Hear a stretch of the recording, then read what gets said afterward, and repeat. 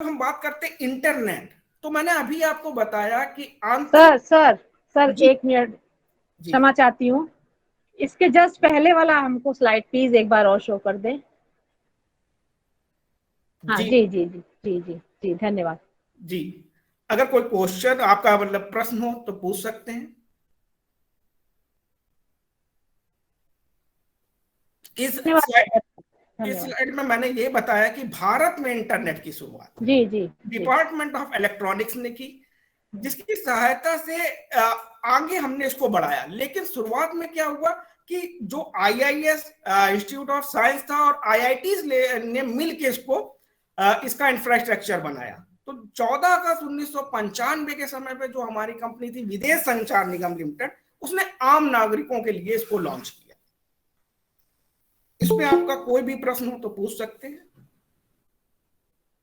या तो मैं आगे स्लाइड प्रस्तुत करूं। जी जी जी सर। अब यहाँ पे एक प्रश्न और आ रहा है कि 2G 3G एंड 4G ये ब्रॉडबैंड के स्पेक्ट्रम के ऊपर निर्भर करता है। जैसे आपने पहले भी सुना होगा, जब पहले एक कंपनी आपको 90s के इरा पे जाइए, 90 के दशक पे जाइए, तो आपके पास टेलीफोन होता था और एक पेजर की शुरुआत हुई थी, जिसमें हम मैसेज सिर्फ ट्रांसफर करते थे एक जगह से मैसेज। आप शायद आप लोगों की आपने देखा भी हो, उस पेजर में क्या होता था कि हम मैसेज टेक्स्ट लिख देते थे और दूसरे जगह पे वो जाता था। तो डाटा का आदान प्रदान तब भी हो रहा था, मीन्स नेटवर्किंग थी। तो शुरुआत वहां से हुई कि सिर्फ मैसेज भेजने के लिए।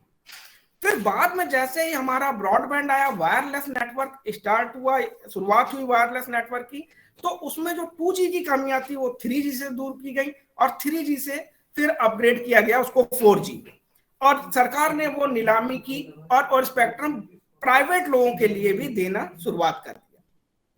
तो ये चीजें आप लोगों को क्लियर है। शुरुआत में जैसे यहाँ पे मैंने बताया हुआ 9.6 केबीट पर सेकंड स्पीड थी, तो बहुत कम थी और चार्जेस बहुत ज्यादा था, क्योंकि तब कुछ ही लोगों के लिए कुछ ही क्षेत्र पे ये सुविधा उपलब्ध थी। जब गवर्नमेंट ने तत्कालीन सरकार ने ब्रॉडबैंड पॉलिसी बनाई, जिसके लिए उन्होंने लिख दिया कि नहीं 256 बिट से के बिट से इसकी स्पीड कम नहीं होनी चाहिए, तब इसका प्रचार और विस्तार भी हुआ। अब जैसे मैंने बताया कि कंप्यूटर के लिए इंटरनेट, अब इंटरनेट तो एक वो माध्यम हो गया जो आपसे जुड़ जाता है, मीन्स आप इंटरनेट का यूज करते हैं और अपना कोई भी कार्य कर सकते हैं। लेकिन इसके पीछे जो आधार है वो है कंप्यूटर नेटवर्क। कंप्यूटर नेटवर्क क्या होता है? दो या दो से अधिक कंप्यूटर को एक साथ जोड़ने को हम कंप्यूटर नेटवर्क कहते हैं। मैंने अभी भी आपको बताया कि जैसे मैं आपसे बात कर रहा हूं, ठीक है, आप एक माध्यम हमें क्या मिल गया? गूगल मीट का। तो वो हमको आपसे जोड़ने का वर्क कर रहा, कार्य कर रहा। तो इसी टाइप से एक कंप्यूटर से दूसरे कंप्यूटर को जोड़ना, ये हमारा नेटवर्क कहलाता है। अब आप उसको वायर से भी जोड़ सकते हैं और वायरलेस से भी जोड़ सकते हैं। डेटा शेयर करने के लिए वायर मीडियम की बात करें तो वायर्ड मीडियम होती है twisted pair cable, coaxial cable, fibre optic cable, और इसमें से कुछ भी हो सकता है। और वायरलेस मीडियम में radio wave, Bluetooth, infrared and satellite में एक होगा। जब हम वायर्ड की बात करते हैं तो वायर्ड आती है, और वायर्ड आप एक कंप्यूटर से दूसरे कंप्यूटर को जोड़ने का काम करती है। अब यहाँ पे 3 केबल्स आपको दिख रही होंगी, twisted pair, coaxial and fibre optic. तो जो सबसे कम जिसमें स्पीड है वो है ट्विस्टेड पेयर, और maximum speed fibre optic cable पे होती है। और वायरलेस मीडियम में radio wave, Bluetooth, infrared and satellite range पे इस पे कवर किया जाता है, जिससे स्पीड बढ़ती है। तो अगर हम छोटे रेंज की बात करें तो वहां पे हम क्या कर रहे हैं कि हम केबलिंग जो कर रहे हैं ट्विस्टेड पेयर पे कर रहे हैं, वायरलेस पे, ब्लूटूथ और इंफ्रारेड पे कर रहे हैं। जहां हमें रेंज नहीं बढ़ानी पड़ रही है, हमें डेटा का रेट नहीं बढ़ाना पड़ रहा है, वहां पे इन सब चीजों की जरूरत करते हैं। संसार का सबसे बड़ा नेटवर्क है इंटरनेट, जिसकी आज चर्चा हो रही है, जो आज हमारा विषय है। इंटरनेट क्या है? नेटवर्क ऑफ नेटवर्क आप बोल सकते हैं। एक नेटवर्क का नेटवर्क, जिसमें हम रोज कुछ ना कुछ शेयर करते रहते हैं। जैसे आप लोग भी यूज करते हैं WhatsApp, images, video, contact and song, और भी बहुत सी चीज। हम सर्च का माध्यम भी हमारे लिए इंटरनेट है। हमारे लिए कुछ पढ़ने का भी माध्यम इंटरनेट है, कुछ देखने का भी माध्यम इंटरनेट है, और जिससे हम पूरी दुनिया, जैसे मैंने लिखा हुआ है यहाँ पे, संसार का सबसे बड़ा नेटवर्क। अगर कहीं पे भी किसी देश में भी कुछ हो रहा है और अगर आपको उसकी जानकारी चाहिए तो आप इंटरनेट के माध्यम से ले सकते हैं। अब ये जुड़ता कैसे, ये मैंने आपको बताया कंप्यूटर नेटवर्क से। एक कंप्यूटर दूसरे कंप्यूटर को जोड़ने का काम करता है। परफॉर्मेंस की बात करें तो परफॉर्मेंस को हम बहुत तरीके से मेजर करते हैं, मीन्स मापते हैं। उसमें से खास होता है ट्रांसमिट टाइम और दूसरा होता है रिस्पॉन्स टाइम। एक मैसेज एक डिवाइस से दूसरे डिवाइस तक पहुंचने में जितना टाइम लेता है, जितना समय लेता है, उसी को हम बोलते हैं ट्रांसमिट टाइम। एक रिक्वेस्ट का जवाब देने में सर्वर को जितना टाइम लग जाता है उसको हम बोलते हैं रिस्पॉन्स टाइम। जैसे आप कुछ गूगल में कभी भी सर्च करिए, जैसे आपने कुछ भी टाइप किया गूगल पे, अब टाइप करने के बाद जैसे ही आपने इंटर बटन प्रेस किया तो जितनी देर में वो आया रिजल्ट, वो तो कहलाएगा रिस्पॉन्स टाइम। लेकिन जब आपने टाइप किया और इंटर किया, ये यहां से डेटा आपका दूसरे एंड पे पहुंचा, जिसपे सर्वर पे पहुंचा, उसको हम बोलते हैं कि हमने इसको रिक्वेस्ट किया और उन्होंने हमको रिस्पॉन्स दिया। तो दो चीजें यहां फिर से आ रही हैं, एक आ रही है रिक्वेस्ट और एक आ रहा है रिस्पॉन्स। तो रिक्वेस्ट का मतलब क्या हो गया कि हमने जैसे पूछा भारत के प्रधानमंत्री का नाम बताइए, गूगल पे लिखा, तो ये हमने उस सर्वर से रिक्वेस्ट की कि कृपया इसका आंसर दीजिए। तो ये जो हमने टाइप किया, ये जब तक पहुंचा तो एक डिवाइस से दूसरे डिवाइस मींस गूगल के सर्वर तक पहुंचने में इसको रिक्वेस्ट टाइम हो गया और डेटा ट्रांसमिट हुआ। फिर वहां से जो रिस्पॉन्स मिला, जिसमें हमको आंसर मिलेगा, वो हमें रिस्पॉन्स टाइम बताता है कि कितना टाइम हुआ, और वो हमें रिस्पॉन्स में रिजल्ट बताएगा, जो रिजल्ट आया। अब इसको नेटवर्क को भी क्लासिफाइड किया गया नेटवर्क के प्रकार से। तो उसको हमने 3 कैटेगरी में बांटा हुआ है, और आजकल मैं और भी उसको आगे भी बताऊंगा। नंबर 1 होता है लोकल एरिया नेटवर्क। जब हम लोकल एरिया नेटवर्क, तो यहाँ पे वर्ड ही आपको समझ में आ रहा होगा, लोकल। ठीक है, लोकल का मतलब हो गया एक परसीमित दायरा है जहां पे हम नेटवर्क का यूज कर रहे हैं उस एरिया पे। जैसे कॉलेज है, जैसे एक स्कूल है, और सिर्फ उस जगह हमें नेटवर्क बिछाना। अब देखिए, मैं एक फिर से यहाँ आपको चीज कंफर्म करा दूं एक मैं अपनी तरफ से, कि हम यहाँ पे इंटरनेट और नेटवर्क में थोड़ा सा अलग कर ले। इंटरनेट का मतलब एक सर्विस प्रोवाइडर आपको नेट देगा, नेटवर्क होना जरूरी। यहाँ पे कंप्यूटर नेटवर्क में ये बताया जा रहा है कि हम डिफरेंट अलग अलग कंप्यूटर भी आपस में जोड़ सकते हैं। जैसे एक प्लेटफॉर्म होता है इलेक्ट्रॉनिक डेटा इंटरचेंज। इसका मतलब होता है कि एक ऑफिस में, जैसे सपोज आपके कॉलेज में 10 सिस्टम जुड़े हुए हैं, अगर वहां पे इंटरनेट नहीं है, जैसे लैब में आप जाइए, तो एक कंप्यूटर दूसरे कंप्यूटर से किसी लैब में जुड़ा हुआ और नेट नहीं है, तो भी शेयरिंग पॉसिबल है। शेयरिंग कैसे पॉसिबल? शेयरिंग का मतलब एक जगह से कोई भी फाइल अगर आप दूसरी जगह देना चाहें तो आप दे सकते हैं। तो इंटरनेट का मतलब ये नहीं है कि आप कंप्यूटर में नेटवर्क होना चाहिए किसी भी मोर देन वन कंप्यूटर। अब मोर देन वन कंप्यूटर जब हो जाएंगे तब तो वहां पे हमें लोकल एरिया नेटवर्क की बात करनी पड़ती है, मेट्रोपॉलिटन एरिया नेटवर्क की बात करनी पड़ती है, और वाइड एरिया नेटवर्क की बात करनी। तो उसका पहला पार्ट है लोकल एरिया नेटवर्क, मतलब लैन। ये नेटवर्क आपको हर जगह मिलेगा, जैसे office, college, school, business, organisation और लिमिटेड प्रेमाइसेस पे इसके लिए नेटवर्क को यूज किया जाता है।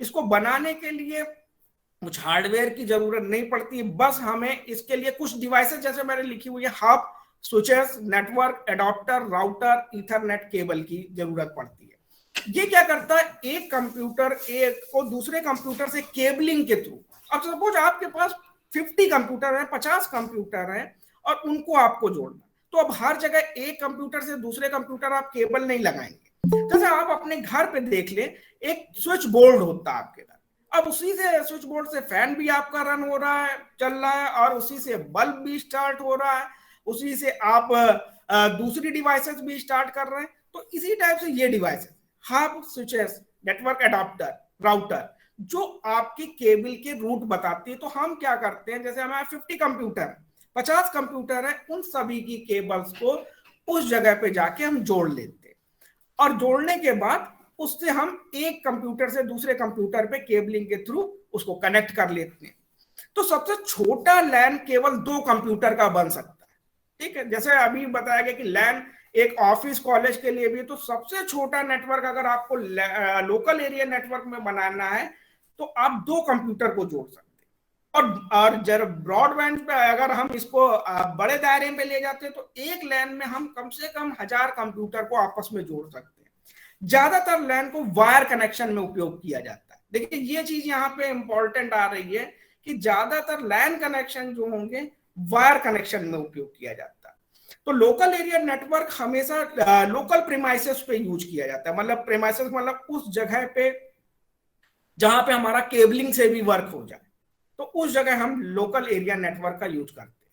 फिर बात आती है मेट्रोपॉलिटन एरिया नेटवर्क। अब देखिए मेट्रोपॉलिटन एरिया का नेटवर्क आप नाम से ही इसका समझ सकते हैं कि पूरे पूरे शहर को ये जोड़ने का काम कर। इसका फुल नेम हो गया मेट्रोपॉलिटन एरिया नेटवर्क या मैन।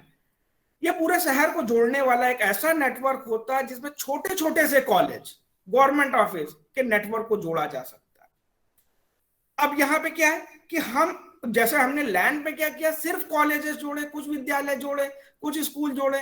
अब उन सभी को अलग अलग एक जगह एक सर्वर से जोड़ा जा सकता है। तो मैन का क्या, मैन 10 किलोमीटर से 100 किलोमीटर तक कवर कर लेता और बहुत सारे लोकल एरिया नेटवर्क को आपस में कनेक्ट करके एक बड़ा नेटवर्क बनाने का काम करता है। यहाँ पे अगर इस लाइन को अगर आप देखें तो यहाँ पे ये लिखा हुआ है कि बहुत सारे लैन को आपस में कनेक्ट करके, तो जो भी हमारा नेटवर्क लैन पे था, सपोज एक कॉलेज, सपोज ये हमारा कॉलेज है यूआईटी, बगल में एक दूसरा कॉलेज है, फिर तीसरा कॉलेज है, तो यहाँ एक इनका लैन हो गया, फिर दूसरा एक लोकल एरिया नेटवर्क हो गया दूसरे कॉलेज का, तीसरे कॉलेज का। इसी टाइप से हम कई कॉलेज या कई ऑफिस, कई गवर्नमेंट सेक्टर के ऑफिस को एक मेट्रोपॉलिटन सिटीज पे पूरे नेटवर्क को जोड़ सकते हैं। उस पूरे नेटवर्क को आपस में जोड़ने के लिए हमको क्या करना है कि जहां पे भी जिस कॉलेज का भी जो लैन सर्वर है उससे नेटवर्क को 1 बाय 1 हम जोड़ते चले जाएंगे। रेंज इसकी जरूर देख लीजिए, लैन हमेशा मिनिमम लेवल पे आपके 2 कंप्यूटर से भी बन सकता है और 1000 कंप्यूटर को जोड़ सकता है। ये मेट्रोपॉलिटन एरिया नेटवर्क 10 किलोमीटर से स्टार्ट होकर 100 किलोमीटर तक की रेंज को कवर कर सकता है। बहुत सारे डिस्ट्रिक्ट आ सकते हैं। और इसके बाद में आता है आपका wide area network. Wide area network LAN MAN के बाद सबसे बड़ा नेटवर्क बोला जाता है और वही नेटवर्क है वाइड एरिया नेटवर्क। अब इसमें पूरा रेंज आ जाती है जिसको हम बोलते हैं ग्लोबल, ठीक है। तो जो कि पूरे ग्लोब सिस्टम के कंप्यूटर को कनेक्ट करने का काम करता है, इसको वाइड एरिया नेटवर्क बोलते हैं। इसको आप बोल सकते हैं लैंस ऑफ द लैन, ठीक है। एक इसका एक और नाम बोल सकते हैं लैंस ऑफ द लैन। लैंस ऑफ द लैन की विभिन्न प्रकार के जो लोकल एरिया नेटवर्क थे, उन लोकल एरिया नेटवर्क को दूसरे लोकल एरिया नेटवर्क से जोड़ा, मैन बनाया और फिर उसमें सभी जितने भी लोकल एरिया नेटवर्क थे सब जोड़े। इस नेटवर्क की खासियत होती है डेटा रेट कम होता है लेकिन डिस्टेंस बहुत दूर की कवर करता है। और वाइड एरिया नेटवर्क का सबसे अच्छा उदाहरण है इंटरनेट। जब भी हम इंटरनेट का यूज करते हैं तो वाइड एरिया नेटवर्क का यूज करते हैं, उपयोग करते हैं। वैन के जरिए हम नेटवर्क की सुविधा देने वाली कंपनी को नेटवर्क सर्विस प्रोवाइडर बोलते हैं और इसको इंटरनेट का कोर बोला जाता है। अब देखिए जैसे आप जिस सर्विस प्रोवाइडर का नेट यूज कर रहे हैं, सपोज आप इस समय किसी भी कंपनी का नेट यूज कर रहे हैं, जैसे आप रिलायंस का, जियो का, बीएसएनएल का, वो एक होगी सर्विस प्रोवाइडर कंपनी, ठीक है। तो वो एक नेटवर्क प्रदाता कंपनी है, नेटवर्क सर्विस प्रोवाइडर को बोलते हैं नेटवर्क प्रदाता कंपनी, ठीक है। वो क्या कर रही है, उनको इस चीज की परमिशन है, उनके पास अधिकार है कि वो नेटवर्क आपको दे सकती है, तो उसको हम बोलते हैं नेटवर्क सर्विस प्रोवाइडर, और जो हमको इंटरनेट प्रोवाइड करती है। जैसे मैंने आपको पहली भी स्लाइड में बताया था कि सरकार ने 3G 4G की नीलामी जब से शुरुआत की, उसके बाद जो प्राइवेट सेक्टर की कंपनियां थी वो भी वहां पे जुड़ने लगी। प्राइवेट सेक्टर की कंपनियों में पहले हमारे पास सिर्फ बीएसएनएल का एक नाम हुआ करता था, जो सरकार की ही एक कंपनी हुआ करती थी। बाद में उसको टाटा ने टेक ओवर किया, लेकिन पहले वही कंपनी हमें इंटरनेट की सुविधा देती थी। तो लिमिटेड यूजर से लिमिटेड ऑथेंटिक सर्विस प्रोवाइडर था, तो इसलिए लोगों के पास इंटरनेट की पहुंच बहुत कम हो गई। बाद में जैसे ही नेटवर्क सर्विस प्रोवाइडर कंपनियां प्राइवेट लाइसेंस के रूप में आने लगी, जैसे रिलायंस कंपनी को हुआ, एसआरए का आपने नाम सुना होगा, Airtel, BSNL and so on, जिसमें बीएसएनएल तो आपकी सरकारी कंपनी थी और उन्होंने भी नेटवर्क सर्विस प्रोवाइडर की तहत एक नेटवर्क दिया। उसी समय ब्रॉडबैंड कंपनियां भी हैं जो एक नेटवर्क को देने लगी, जैसे आपके हैथवे, सीपी, ये सब ब्रॉडबैंड प्राइवेट सेक्टर की कंपनियां थी। ये गवर्नमेंट सरकार ने इसलिए किया ताकि बहुत ज्यादा लोगों तक, आम लोगों तक नेटवर्क को पहुंचाया जा सके।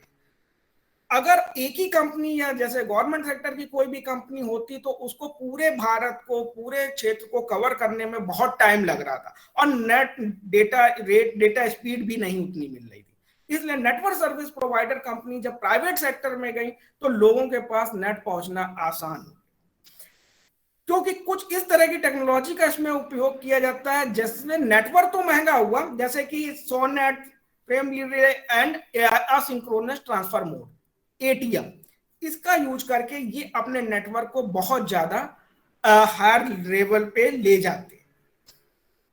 अब ट्रांसमिशन मोड, अब जैसे मैंने हर जगह आपको बताया एक जगह से डेटा दूसरी जगह जा रहा है, ठीक है। अब एक जगह से डेटा दूसरी जगह जा रहा है तो नेटवर्क कुछ तो अपनी केबलिंग करेगा, ठीक है।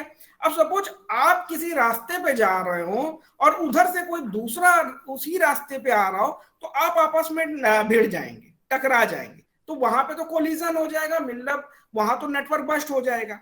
इसलिए नेटवर्क ने क्या किया, जैसे मैं आपको पहली अपनी स्लाइड दिखाऊं, इस वाले फिगर को आप देखिए, तो इस वाले फिगर में देखिए ये कनेक्ट इससे भी है, इससे भी है और इससे भी है, तो ये बीच बीच में राउटर स्विचेस लगाए गए, ठीक।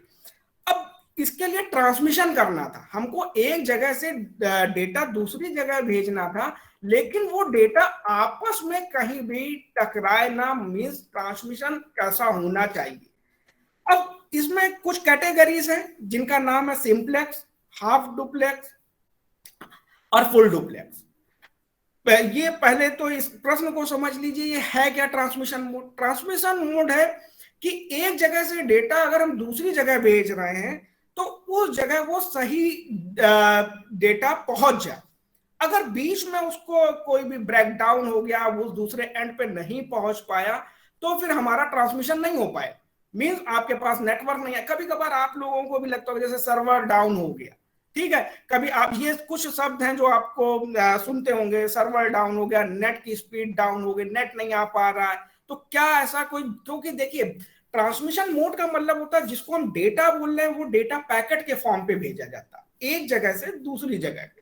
जैसे किसी को आपको सामान भेजना है कोई भी, तो आप उस पर एड्रेस लिखते हैं, उसका पता लिखते हैं और फिर उस दूसरी जगह भेज देते हैं। बिल्कुल यही प्रोसेस, बिल्कुल सेम प्रोसेस हमारा ट्रांसमिशन कंप्यूटर नेटवर्क भी करता है। ये एक साधारण ट्रांसमिशन मोड है जिसमें प्रेषक, सेंडर और रिसीवर के बीच संचार केवल एक दिशा में होता है।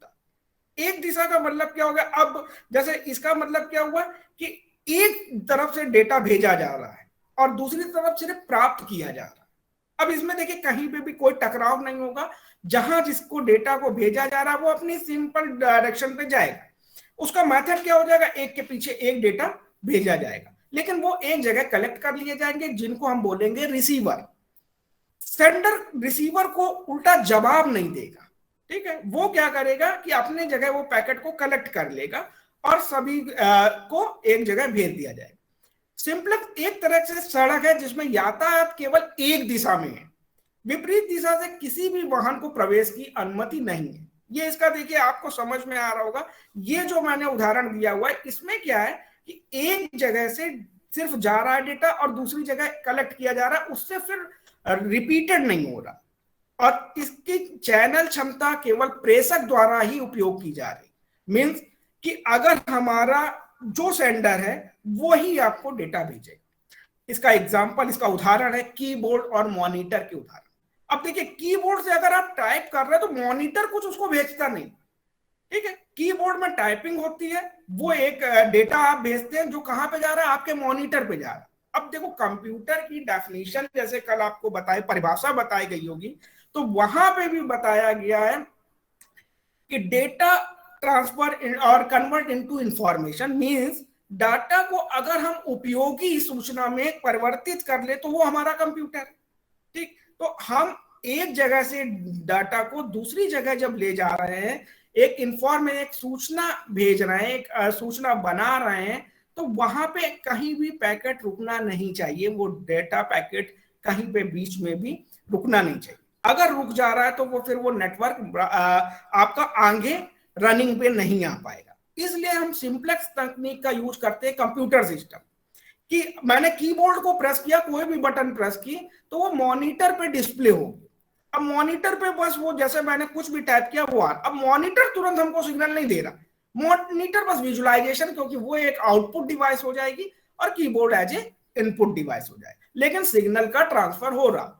ये आपको चीज क्लियर हो रही होगी कि जैसे मैंने कीबोर्ड पे टाइप कर रहा हूं तो सिग्नल हमारे जा तो रहे हैं मॉनिटर की तरफ, ठीक, तो एक तरफ से इसका डायरेक्शन हो रहा और मॉनिटर के इनपुट प्राप्त करने का काम कर रहा है और स्क्रीन पर प्रदर्शित कर रहा है। मॉनिटर किसी भी जानकारी को कीबोर्ड को वापस नहीं भेज रहा है। तो ये एक सिंप्लेक्स टेक्निक है, इसको आप एक बार देख लीजिए कि अगर इसमें कोई भी किसी का भी कोई प्रश्न उत्तर हो तो वो पूछ सकता है। सिंप्लेक्स एक डायरेक्शन पे बढ़ता है। इसका दूसरा डायरेक्शन होता है half duplex. Half duplex transmission mode में प्रेषक और रिसीवर के बीच संचार दोनों दिशाओं में होता है, ठीक है, लेकिन एक बार में एक ही दिशा में कम्युनिकेशन होता है। अब देखिए यहां पे सिंप्लेक्स से थोड़ा सा अंतर है। सिंप्लेक्स क्या कर रहा है कि दोनों एक ही तरफ से एक डायरेक्शन पे वर्क हो रहा, कीबोर्ड से टाइप किया मॉनिटर पे आ गया, लेकिन मॉनिटर से कीबोर्ड पे कुछ नहीं आ। यहां पे क्या है, हाफ डुप्लेक्स ट्रांसमिशन मोड पे प्रेषक और रिसीवर के बीच संचार दोनों दिशाओं में हो रहा, लेकिन एक बार में एक ही दिशा कम्युनिकेशन का स्तर ले सकते। ये चीज क्लियर हो रही कि हम रिसीवर और सेंडर दोनों, मतलब प्रेषक और रिसीवर दोनों अलग अलग हैं और दोनों कम्युनिकेशन कर सकते हैं, लेकिन एक समय में सिर्फ एक, केवल एक समय में भेजने की अनुमति प्रदान करता है। अब इसका एग्जाम्पल कैसे होगा? हाफ डुप्लेक्स भी एक रास्ता ऐसा है जिसमें यातायात के विपरीत दिशाओं में जाने वाले वाहन को सड़क खाली होने तक इंतजार करना पड़ता है। सपोज जैसे आप किसी भी एक चौराहे पे हैं, वहां पे एक डायरेक्शन से लोग जा रहे हैं, फिर रोक दिया गया, फिर उसी डायरेक्शन पे दूसरे लोग आ रहे, रेड लाइट जैसे सिग्नल्स हो गए, हेलो सिग्नल्स पे, तो यहाँ पे क्या हो रहा है, संपूर्ण चैनल क्षमता ट्रांसमीटर द्वारा इसका उपयोग किया जाता है, उस विशेष समय पे प्रेषित होता है। हाफ डुप्लेक्स का एग्जांपल आप समझ सकते हैं, जैसे दोनों तरफ आपका कम्युनिकेशन होगा, संचार होगा, लेकिन एक समय में एक। जैसे इसका एग्जांपल, एक उदाहरण है वॉकी टॉकी। वॉकी टॉकी में दोनों लोग बोल सकते हैं, लेकिन एक समय में एक आदमी बोलता है। जैसे एक आदमी अपना जो भी वक्तव्य है उसको समाप्त कर लेगा, फिर दूसरी तरफ से वो इसको सिग्नल देगा कि अब आप बोलिए, ठीक है। तो ये वॉकी टॉकी का उदाहरण इसको समझा जा सकता है, जिसको हम बोलते हैं हाफ डुप्लेक्स। अब देखिए, अब आप बोल सकते थे कि जब हम सिंप्लेक्स को एक ही डायरेक्शन में यूज कर रहे थे तो हम हाफ डुप्लेक्स को, अब हाफ डुप्लेक्स को यूज करने से देखिए हमारे जो चैनल की क्षमता थी वो बढ़ गई, ठीक है। अब उसमें क्या हो रहा था, जितना भी समय ले रहा था सिर्फ एक तरफ से डायरेक्शन दे रहा था कि एक टाइम पे एक ही लोग जाएगा, और रिसीवर का काम सिर्फ कलेक्ट करना था। यहाँ पे सेंडर और रिसीवर दोनों अपनी सूचनाएं आदान प्रदान कर रहे हैं और एक ही चैनल, एक ही रास्ते का यूज कर रहे हैं, लेकिन एक समय पे एक, ठीक है। तो लेकिन हमारा रास्ता भिन्न भिन्न नहीं हो रहा, अलग अलग नहीं हो रहा, एक ही समय पे जैसे ही वो सेंडर स्टॉप हो जाता है तो रिसीवर अपने पैकेट सेंड करने लगता है और वो वहां पे कलेक्ट करने लगते हैं, तो वो उसके लिए रिसीवर बन जाता है और वो सेंडर बन जाता है। तो ये तकनीक हमारी कहलाती है हाफ डुप्लेक्स। तीसरी तकनीक का नाम है full duplex. Full duplex transmission mode में प्रेषक और रिसीवर के बीच जो संचार हो सकता है, दोनों के बीच संचार हो सकता है, मतलब एक टाइम पे दोनों लोगों के बीच में संचार हो सकता है। प्रेषक और रिसीवर दोनों एक साथ एक ही समय में डेटा भेज सकते हैं और प्राप्त कर सकते हैं। अब देखिए यहां पे क्या हुआ, हम जो चैनल यूज कर रहे हैं, जैसे एक रास्ता से दोनों लोग आ रहे, ठीक है, लेकिन क्या हुआ, उसको हम अपनी टेक्नोलॉजी, अपनी तकनीक के तहत एक पैकेट दूसरे पैकेट पे जाएगा, दूसरे रिसीवर पे जाएगा, फिर दूसरा पैकेट सेंडर के पास आएगा, तो दोनों एक साथ एक ही समय में डेटा भेज सकते हैं और प्राप्त कर सकते हैं। फुल डुप्लेक्स ट्रांसमिशन मोड एक दो तरह की सड़क होती है जिसमें ट्रैफिक एक ही समय में दोनों दिशाओं में प्रभावित हो सकता है। चैनल की पूरी क्षमता विपरीत दिशा में यात्रा कर रहे संचरित संकेत दोनों द्वारा शेयर की जा सकती चैनल क्षमता शेयर करना दो अलग अलग तरीकों से प्राप्त किया जा सकता है। अब देखिए फुल डुप्लेक्स आप बोलेंगे कि वो ऐसा कैसे सिस्टम हो जाएगा कि अगर हम एक सड़क पे जा रहे हैं तो दोनों लोग भी तो टकरा सकते हैं। अब जैसे आप अपने मोबाइल फोन की बात करिए, मोबाइल फोन टेलीफोन की बात करिए, तो मोबाइल फोन में जैसे आप कुछ भी बोल रहे हैं और अगर उसी टाइम पे दूसरा व्यक्ति बोलना चाहे तो बोलने की उसको परमिशन है, उसको डिनाई नहीं किया जा रहा। और इन दोनों कंडीशन पे आप देख रहे थे कि डिनाई हम कर रहे थे। हम क्या कर रहे थे कि सिंपलेक्स मेथड पे नहीं, आप सेंडर ही रहेंगे और वो रिसीवर रहे। और दूसरे मोड पे हम क्या कर रहे हैं, हाफ डुप्लेक्स में क्या कर रहे हैं, जब सेंडर स्टॉप करते तब रिसीवर ऑन कर। या तीसरे मोड पे हम वही चैनल यूज कर रहे हैं लेकिन हम उसको परमिशन दे रहे हैं कि अब आप अपना भी पैकेट भेज सकते हैं। अब जैसे आप बात कर रहे हैं और दूसरी तरफ से भी कोई बात करने लगे तो आप या तो आप रुक जाएंगे या तो वो रुक जाएगा, लेकिन कम्युनिकेशन स्टार्ट रहेगा। मींस उसको हम बोलते हैं फुल डुप्लेक्स। उसमें जैसे ही आपको लगता है कि हमारी आवाज टकराने लगी तो आप रुक जाते हैं या वो रुक जाता, मींस लेकिन कम्युनिकेशन दोनों डायरेक्शन से होता। तो फुल डुप्लेक्स को एक टेलीफोन का एक अच्छा उदाहरण समझा जा सकता है। जब दो लोग एक टेलीफोन पर बात करते हैं और दोनों एक ही समय पर बोलने और सुनने के लिए स्वतंत्र हैं। अब देखिए यहाँ पे जो चीज लिखी हुई है, बोलने और सुनने के लिए स्वतंत्र, आप किसी को रोक नहीं सकते। और उन दोनों तकनीक में आप एक जगह रोक रहे थे, आप बोल रहे थे कि नहीं सेंडर जाएगा तब रिसीवर आएगा, बोला वो पैकेट सेंड करेगा। यहाँ पे आप परमिशन दोनों को दे रहे हैं लेकिन वो अपने अकॉर्डिंग डेटा को प्रेषित कर रहा है। तो ये चीज आप लोगों को समझ में आ रही, क्लियर हो रहा होगा कि फुल डुप्लेक्स में हम एक तरफ से डेटा पैकेट भेज सकते हैं और दूसरे तरफ से डेटा पैकेट को हम संग्रहित कर सकते हैं, ले भी सकते हैं। अब जैसे ही वो कोलिजन और टकराते हैं तो वो एक टाइम पे एक व्यक्ति अपनी बात को समाप्त करता है, रुक जाता है और दूसरे पैकेट को आने देता है। जैसे इसका एग्जांपल है एक टेलीफोन या मोबाइल फोन जिसमें आप परमिशन दे रहे हैं कि नहीं आप भी बोल सकते और वो रिसीव कर सकते हैं। तो ये तीन ट्रांसमिशन मोड है जिसमें आप सिंप्लेक्स, हाफ डुप्लेक्स और फुल डुप्लेक्स तकनीक का यूज करके आप कंप्यूटर नेटवर्क का एक नेटवर्किंग स्टैब्लिश करते हैं, व्यवस्थित करते हैं। अब इंटरनेट का उपयोग, तो यहां तक के लेक्चर में मैंने ये आपको बताया कि इंटरनेट का बेसिक कॉन्सेप्ट क्या है, इंटरनेट क्या है। इंटरनेट हमारे नेटवर्क को यूज करता है, जैसे मैंने अभी अपनी एक स्लाइड में भी लिखा था, वाइड एरिया नेटवर्क को यूज कर रहा था वो। और वाइड एरिया नेटवर्क से हम डिफरेंट टाइप के अलग अलग तरीके के लैंस को एक साथ जोड़ रहे थे, मैंस को जोड़ रहे थे, मेट्रोपॉलिटन एरिया नेट। हाँ सर। हिमांशु सर सादर प्रणाम, आप बहुत अच्छा समझा रहे हैं, लेकिन हमारे कुछ सम्मानित साथी उस पर वीडियो ऑन करके व्यक्तिगत बातचीत कर रहे हैं, इससे बहुत डिस्टर्ब हो रहा है। मेरा निवेदन है कि जो लोग ऐसा कर रहे हैं अपना वीडियो ऑफ कर दें, फिर हम लोग आपकी बातचीत को बड़ा अच्छी तरह समझ रहे हैं, उसमें डिस्टर्ब हो रहा है सर। जी जी जी, सादर प्रणाम। अमित जी आप मीटिंग में हैं? अमित विरमानी जी कृपया मेरा सभी लोगों से अनुरोध है कि अपना माइक म्यूट कर दें ताकि जो भी व्याख्यान हो रहा है उसको सभी लोग सुन सकें। सर चित्र भी म्यूट करवा दीजिए। जी जी। ऑर्गेनाइजिंग कमेटी के सदस्य अमित विरमानी जी कृपया माइक म्यूट करवा दीजिए।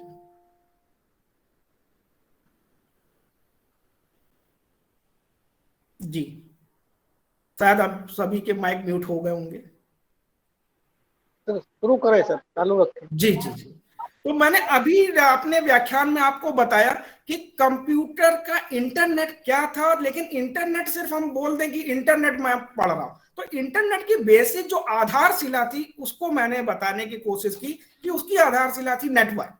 और नेटवर्क में कैसे डेटा का ट्रांसमिशन होता है, एक जगह से डेटा दूसरे जगह जा रहा है तो उसका ट्रांसमिशन मोड क्या होना चाहिए। ट्रांसमिशन मोड मैंने बताया कि half duplex, full duplex, simplex. इसके बाद अब हम जानते हैं कि इंटरनेट का उपयोग हम कर कैसे सकते हैं। अगर आप लोग जब मेरे साथ कनेक्ट हैं, इस लेक्चर पे कनेक्ट हैं, तो आप भी इस समय सब लोग इंटरनेट का उपयोग कर रहे हैं। तो वर्तमान समय में इंटरनेट एक ऐसा शब्द बन चुका है जिससे सभी लोग परिचित हैं, यहां तक कि आज हमारी जो युवा पीढ़ी है, जो नई जनरेशन है, जो स्कूल के छात्र हैं, वो भी अब इंटरनेट से जुड़ चुके हैं। इंटरनेट के बिना जीवन की परिकल्पना इसलिए नहीं की जा सकती है क्योंकि अभी आपने देखा कि कोविड का समय आ गया था, तो भारत सरकार ने खुद प्रमोट किया कि ऑनलाइन टीचिंग होनी चाहिए ताकि बच्चों को भी टीचिंग माध्यम से जोड़ा जा सके। तो ज्यादातर स्कूल के जब छात्रों को जोड़ा गया तब इसका और प्रसार हुआ।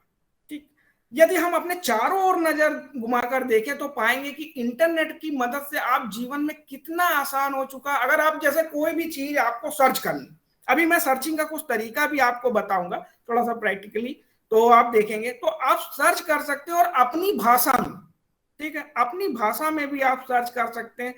अगर आजकल के समय की तुलना पहले समय की तुलना से की जाए तो देखिए, अगर हमें किसी से पूछना होता तो हम अपने बड़े बुजुर्ग के पास जाते थे, ये सब चीजें कुछ भी पूछना।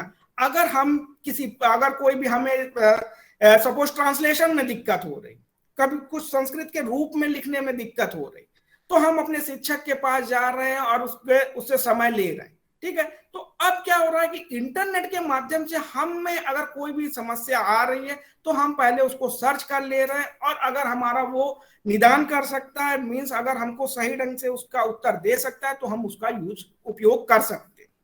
तो आधुनिक युगों में विभिन्न विज्ञान के आविष्कारों में मानव जीवन को आसान बनाने के लिए इंटरनेट का एक आविष्कार हुआ। इंटरनेट का शिक्षा में क्या उपयोग है? इंटरनेट का शिक्षा में विकास बहुत बड़ा योगदान। परीक्षा देना, ठीक है, जैसे आप परीक्षा दे रहे हैं, जीमैट, जीआरई, मैंने कुछ लिखे जहां पे आप एग्जाम देते हैं। जैसे भारत सरकार की एक योजना चल रही है स्वयं पोर्टल, आप सभी लोग स्वयं में एग्जाम दीजिए। ठीक है, तो जब वो स्वयं पोर्टल से जोड़ते हैं, हर एक को एग्जाम देना रहता है, तो ऑनलाइन पोर्टल का यूज करते हैं। ज्यादातर आपने कुछ अपने शहर में भी सेंटर देखे होंगे जहां पे ऑनलाइन एग्जाम होते हैं, किसी का बैंकिंग एग्जाम होगा, विभिन्न टाइप के एंट्रेंस एग्जाम होते हैं, तो वो सब आजकल ऑनलाइन किए जाते हैं। तो इसमें क्या है, ट्रेनिंग प्राप्त करना, networking, web technology, company secretary, courses, online software training सुविधाएं इंटरनेट के द्वारा ही उठाई जा सकती है।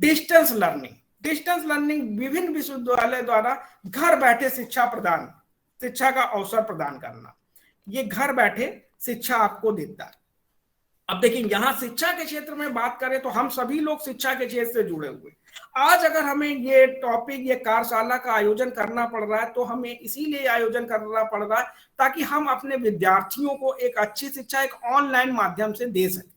तो ऑनलाइन माध्यम से देने के लिए हमें उस इंटरनेट का बेसिकली प्रॉपर यूज आना चाहिए, सुव्यवस्थित तरीके से उपयोग करना आना चाहिए, और उसके हार्डवेयर सॉफ्टवेयर की भी जानकारी होनी चाहिए। तो परीक्षा देना, शिक्षा के क्षेत्र में इसका उपयोग, दूरस्थ शिक्षा, डिस्टेंस लर्निंग के एजुकेशन में इसका उपयोग किया जा सकता है। नंबर 2 है चिकित्सा के क्षेत्र में। अब चिकित्सा के क्षेत्र में इंटरनेट के माध्यम से चिकित्सा के क्षेत्र में बहुत आसानी हो गई। जैसे किसी भी मरीज का रिकॉर्ड रखना। अब सपोज आप किसी भी डॉक्टर से मिलने जाते हैं और डॉक्टर आपको एक बार डायग्नोज कर देता, मतलब आपकी बीमारी को पहचान जाता है, फिर वो लिख लेता है और उस बीमारी को वो एक बार आपका रिकॉर्ड बना लेता है। और अब दूसरी बार आप जाएंगे तो आपको ये नहीं बताना पड़ेगा कि मेरा ब्लड ग्रुप ये है, ये सिम्टम्स थे मुझको, ये सब कुछ भी कहने की जरूरत नहीं, वो अपने रिकॉर्ड से मैच करा लेंगे कि आपका ये डिटेल थी। इसी टाइप से अगर हम किसी हॉस्पिटल में जाते हैं तो हॉस्पिटल का भी मैनेजमेंट, कि वहां पे कितने डॉक्टर हैं, कितने पेशेंट आ जाए। जैसे आप किसी भी बड़े हॉस्पिटल में जाइए तो आजकल सब वर्क कंप्यूटर बेस्ड हो रहा है, और वो एक आपको आईडी या एक नंबर दे देते हैं और उससे आप अपने जो भी डॉक्टर हैं उनको अपने पास पहुंच के इलाज करा सकते हैं। विदेशों में चिकित्सा द्वारा घर बैठे कम खर्च में परामर्श प्राप्त करना संभव हो गया। कई आपको मैं हॉस्पिटल बताऊं, क्या आप हॉस्पिटल जानते भी होंगे जिसमें ये देखते हैं कि हमारे नहीं, ये यूएसए के डॉक्टर हैं, आपको डायग्नोज कर लेंगे। ठीक है, जैसे आपको ये डॉक्टर उस कंट्री के हैं, वो उस देश के हैं, वो आपको डायग्नोज कर लेंगे। तो ये सब हो पाता है इंटरनेट के माध्यम से, ब्रॉडबैंड कनेक्शंस के माध्यम से, जहां पे एक दूसरे देश का डॉक्टर या दूसरे शहर का डॉक्टर आपको डायग्नोज कर सकता है। दूसरा चीज आपने देखा होगा, एक आपने नाम सुना होगा एमआरआई, एक्सरे, डिजिटल एक्सरे, ये कुछ नाम आपने जो सुने हैं, उसमें कंप्यूटर का यूज होता है और इंटरनेट के माध्यम से उसका हम यूज करते हैं। कि कैसे हम इमेज बना रहे हैं, किसी की इमेज ले रहे हैं और किसी का एमआरआई, मतलब नसों तक की जानकारी वो आपको दे रहा है, एमआरआई से हम उसको कंसीडर कर लेते हैं। तो चिकित्सा के क्षेत्र में भी इसका काफी यूज है।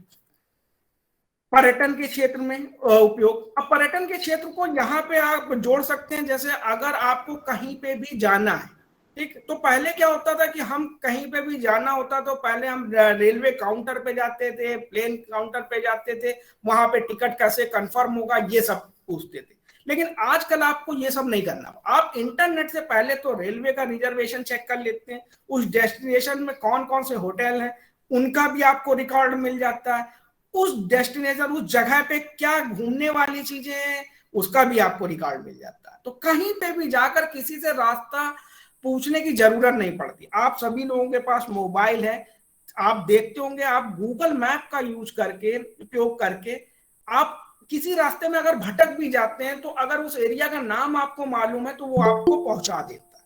तो मैप खोलकर दुनिया में किसी भी जगह, किसी भी विभिन्न निर्देशों को आप प्राप्त कर सकते हैं।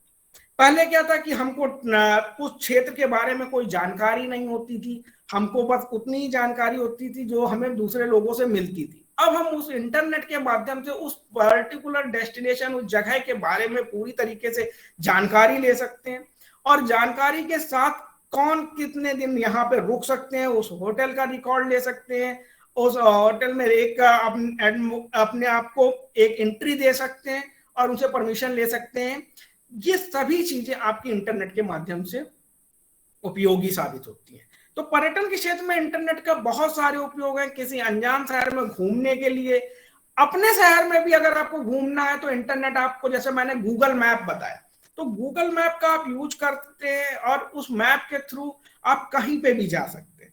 अब कोई भी शहर आप भूल गए या नहीं पहुंच पा रहे हैं या किसी भी जगह किसी का एड्रेस नहीं मिल रहा, तो आपको नियरेस्ट, मतलब आपके पास की लोकेशन तक वो पहुंचाने की में मदद करता है। तो इतना आसान हो चुका है। अब जहां पे भी आपको पहुंचना है वो आप अपने मैप से देख सकते हैं, लेकिन ये तभी संभव होगा जब आपके पास इंटरनेट होगा।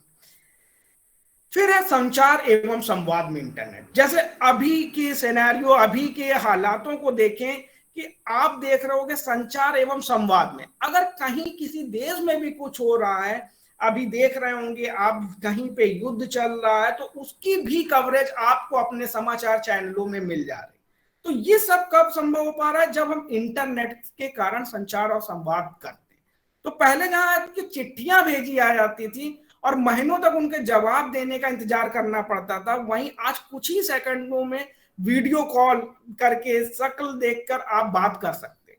किसी भी लोकेशन पे अगर कुछ आपको दिखाना हो, जैसे हम पत्रकारिता की बात करें तो पत्रकार लोग क्या करते हैं, उस लोकेशन का वीडियो लेके डायरेक्ट स्टूडियो पे भेजते हैं। तो ये इंटरनेट के माध्यम से संभव हो पाया। तो संचार के क्षेत्र में भी इंटरनेट का प्रभाव दर्शनीय है। जहां पहले ये पता करना मुश्किल होता था कि विश्व के दूसरे हिस्से में क्या हो रहा है, लेकिन आजकल आप देखें तो साक्षात वीडियो देखकर उसको आप पता कर सकते हैं। तो इंटरनेट में पत्रकारिता अकल्पनीय रूप से प्रभावशाली हो गई। तो पत्रकारिता और जर्नलिज्म में इसके कोर्स होते हैं। ये सबसे महत्वपूर्ण है, इंटरनेट का उपयोग करके धन हस्तांतरण, मनी ट्रांसफर यूजिंग इंटरनेट। जब भारत सरकार ने 2016 में नोटबंदी, डिमोनेटाइजेशन किया, तब भारत सरकार ने डिजिटलीकरण के लिए प्रेरित किया लोगों को। उसके बाद जब कोविड एक बीमारी से पूरा विश्व रहित हुआ, पूरे विश्व को सामना करना पड़ा, तब भारत सरकार या विभिन्न देशों की सरकार ने भी कहा कि आप अपने मनी का जो ट्रांसफर डिजिटल रूप में कर सकते हैं। तो इंटरनेट के माध्यम से आजकल हम बड़ी आसानी से एक दूसरे को मनी या धन ट्रांसफर कर सकते हैं। अब देखिए, अब यहाँ पे क्या है, जैसे पहले आपको बैंक जाना पड़ता था, अब आजकल आपको क्या है, आप कुछ भी एप्लीकेशन, जिसको हम गूगल पे, फोन पे, इस टाइप का नाम आप जानते होंगे, उसका पेटीएम, इसका यूज करके हम एक दूसरे को मनी भेज सकते हैं। कोई भी चीज हमें परचेज करनी, जैसे आपको कोई भी वस्तु खरीदनी है तो आप ई कॉमर्स वेबसाइट पे जाकर, जैसे इसके नाम आपने अमेजन, फ्लिपकार्ट, ये सब साइट पे जाकर आप किसी भी वस्तु को खरीद सकते हैं और वहीं पे उसका पेमेंट भी कर सकते हैं। इसके लिए बस आपको क्या करना है कि आपका अकाउंट आपके मोबाइल नंबर से जुड़ा, आपका अकाउंट आपके मोबाइल नंबर से जुड़ा हो और आपके मोबाइल में वो पर्टिकुलर एप्लीकेशन इंस्टॉल्ड होना चाहिए। मतलब आपके मोबाइल पे वो एप्लीकेशन जिससे आपको किसी को पेमेंट करनी है वो होना चाहिए। ज्यादातर आप लोग एक नाम सुनते होंगे पेटीएम या फोन पे का या गूगल पे का, तो उसमें यही है कि आपके अकाउंट से जुड़ा है या उसमें आपने कुछ पैसे रख रखे, अगर अकाउंट से नहीं भी जुड़ा तो आपने कुछ पैसे रख रखे और उस पैसे को एक जगह से दूसरे जगह ट्रांसफर कर रहे हैं, स्थानांतरित कर रहे हैं। तो अब आपको बैंक में नहीं जाना है, बस बैंक में आपको पैसे जमा करने, तो उसको निकालने के लिए बैंक में जाना पड़ता था, वो सब खत्म हो गया। और अब एटीएम के माध्यम से जो जमा ले सकते थे, एटीएम के माध्यम से किसी से पैसे हम निकालते थे, वो भी अब कम हो रहा, क्योंकि अब हम डिजिटल लेन देन के लिए आगे बढ़ रहे। तो उसके बैलेंस की जानकारी भी हमें इंटरनेट के माध्यम से तुरंत मिल जा रही। पहले क्या होता था कि हमको अगर कुछ भी पैसे निकालने हैं, रखने हैं, तो फिर हम अपनी पासबुक को अपडेट करा रहे हैं, बैंक में जाना पड़ रहा है। अब आजकल आपके पास तुरंत मैसेज आ जाता है कि आपके अकाउंट में इतना बैलेंस है और उस के माध्यम से आपको जानकारी मिल जाती है। अगर आपने किसी को पैसे दिए, सपोज इन एप्लीकेशन के माध्यम से किसी को पैसे दिए, तो वहां पे भी आपको ये जानकारी मिल जाएगी कि अब आपका पैसा पहुंचा कि नहीं पहुंचा, क्या रीजन रहा और अब आपके पास पैसे कितने बचे हुए हैं। तो ये सारी चीजें आपको इंटरनेट के जीवन में मिल जाएंगी, तो ये अब कुछ असंभव नहीं रहेंगे। यदि आप अपने बैंक की जानकारी लेना चाहते हैं तो वो भी सब आपको मिल जाएगा। तो ये कुछ चीजें हैं जिनका उपयोग हम इंटरनेट के सहायता से करते हैं। तो जैसे मैंने बताया, चिकित्सा के क्षेत्र में, शिक्षा के क्षेत्र में, पर्यटन के क्षेत्र में, पत्रकारिता के क्षेत्र में, धन हस्तांतरण के क्षेत्र में, तो ऐसे कई चीजें हैं जिसपे हम इंटरनेट का यूज करते हैं। हम जानकारी लेने के लिए भी इंटरनेट का यूज करते हैं। तो अब ये अगले व्याख्यान में मैं ये बता रहा हूं कि अब हम किसी को कोई भी पत्र, जैसे अगर हमें किसी को कोई भी डेटा भेजना है तो हम कैसे उसको भेजेंगे। तो एक आपने नाम सुना होगा ईमेल, ईमेल या इलेक्ट्रॉनिक मेल। इलेक्ट्रॉनिक मेल का मतलब होता है एक माध्यम में किसी कंप्यूटर से अन्य उपकरण से पत्र भेजने का एक तरीका। जैसे आप पहले किसी को मेल करते थे डाक, ठीक है, अब एक पत्र भेजना है तो आप पोस्ट ऑफिस जाएंगे, उसको एड्रेस लिखेंगे और उस एड्रेस पे आपको भेजना। तरीका वही यहाँ पे भी है, यहाँ पे भी कुछ उतना नहीं बदला, लेकिन जैसे मैंने आपको जो नेटवर्क कनेक्ट बताया था कि ट्रांसमिशन कैसे होगा, बस उसका ही यूज हम कर लेंगे। उसका यूज करके हम एक जगह से एक पत्र को दूसरी जगह भेज सकते हैं। एक ईमेल को भेजने के लिए एक ईमेल पते की आवश्यकता होती है जो यूजर नेम और डोमेन नेम के साथ मिलकर बना होता है। आमतौर पर इंटरनेट पर कई मुफ्त ईमेल सेवाएं उपलब्ध हैं। जिस प्रकार एक ईमेल को कंप्यूटर से भेजा जा सकता है, उसी प्रकार से एक ईमेल को स्मार्टफोन से भी भेजा सकता है। आप ये नहीं कह सकते कि हमें कंप्यूटर की ही जरूरत होगी, अगर आप चाहें तो अपने मोबाइल फोन से भी ईमेल को भेज सकते हैं। तो 1972 में रे टॉमिल्सन ने पहला ईमेल संदेश भेजा। तो रे टॉमिल्सन ने सर्वप्रथम @ इस चिन्ह को, जो ये चिन्ह आपको दिख रहा है, इसको @ चिन्ह कहते हैं, का चयन किया और इन्हीं को ईमेल का आविष्कारक माना जाता है। अधिकतर नई ईमेल सेवाएं इंडिक यूनिकोड का समर्थन करती हैं, जिस कारण हिंदी में ईमेल भेजना संभव हो गया। गूगल की सेवा जीमेल हिंदी आदि भारतीय भाषाओं के लिए भी सर्वोत्तम है। जीमेल में हिंदी लिखने के लिए गूगल इंडेक्स टाइपिंग उपकरण अंतर्निर्मित होता है। अब ये जैसे मैंने नेटवर्क के लिए आप लोगों को बताया कि नेटवर्क में कौन कौन सी सुविधाएं होती हैं, जैसे फुल डुप्लेक्स, हाफ डुप्लेक्स, उसी तरीके से वेब आधारित ईमेल के लिए क्या करना पड़ता है। तो कई सारे ईमेल की सुविधा प्रदान करने वाली कंपनी वेब आधारित ईमेल सुविधा प्रदान करती है, जिसमें Hotmail, Yahoo mail, Outlook, Gmail आदि शामिल है। जनरली हम लोग क्या करते हैं, हम जीमेल को जान लेते हैं, तो लेकिन आपकी कई सारी कंपनियां हैं जो आपको मेल की सर्विस प्रोवाइड करती।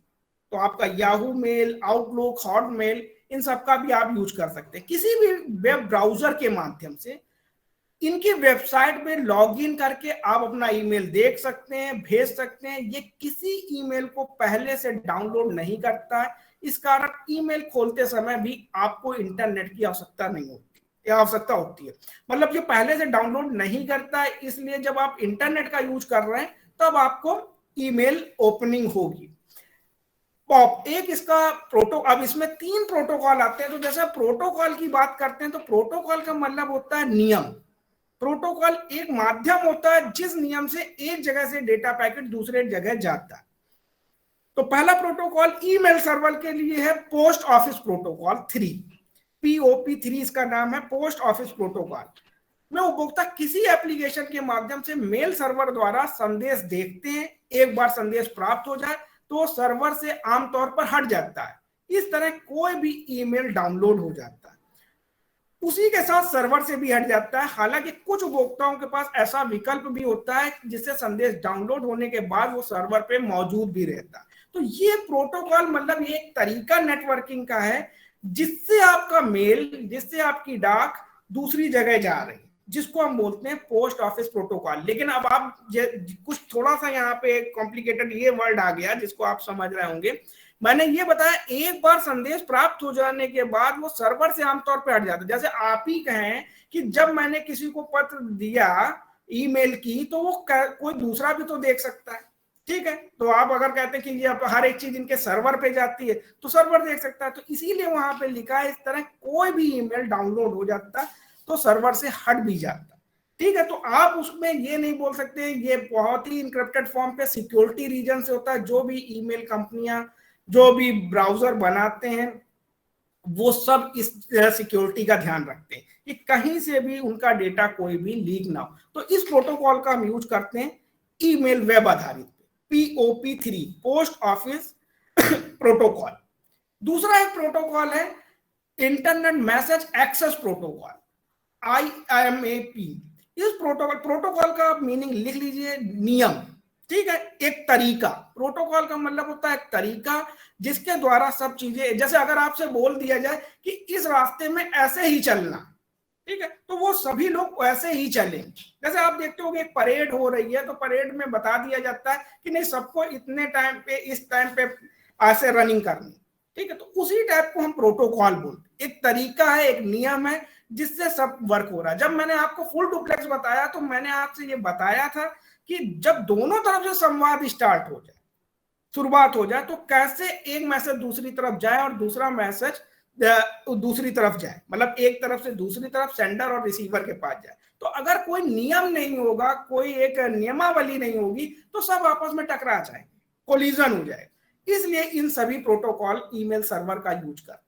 तो इंटरनेट मैसेज एक्सेस प्रोटोकॉल के द्वारा आप कई उपकरणों में अपना ईमेल पढ़ या हटा सकते। इसका इस्तेमाल काफी छोटे और कहीं भी ले जाने लायक उपकरणों जैसे स्मार्टफोन आदि में होता है, जिसे यात्रा के दौरान ईमेल पर नजर। अब देखिए जैसे आप मोबाइल फोन पे ले जा रहे हैं तो आप वहां पे भी अपना ईमेल चेक कर सकते हैं और जवाब भी दे सकते हैं। कुछ बड़े उपकरणों में जैसे अच्छे कीबोर्ड होते हैं की सुविधा के साथ काफी बड़े आकार में भी जवाब दिया जाता है। अब जैसे कि ये कुछ लाइन है, जैसे कुछ बड़े फोन, जैसे आपका फोन जब कीबोर्ड, आप कई कई एप्लीकेशन आप देखते होंगे कुछ लॉन्ग स्टाइल पे आपके मोबाइल फोन पे कीबोर्ड इनेबल्ड हो जाता है, तो उसका यूज करके, उसका उपयोग करके उसको आप जवाब दे सकते हैं।